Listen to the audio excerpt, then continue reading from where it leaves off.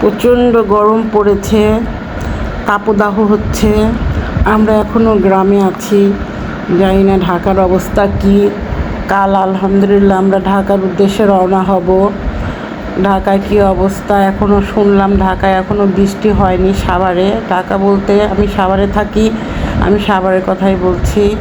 সাভারে নাকি এখনও বৃষ্টি হয়নি। সাভারের অবস্থা নাকি খুবই ভয়াবহ। তো যাই হোক, সব কিছুই মেনে নিতে হবে।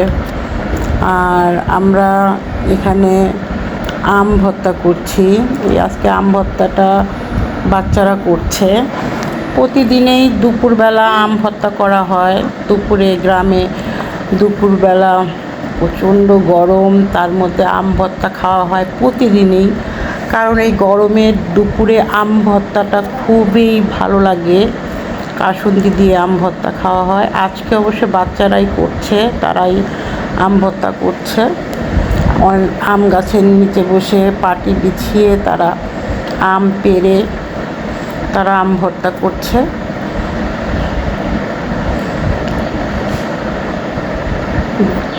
দুপুরে আম ভর্তা খাওয়ার মজাই আলাদা। তারপরে টাটকা আম গাছ থেকে পেড়ে, তার তো মজাই অন্যরকম।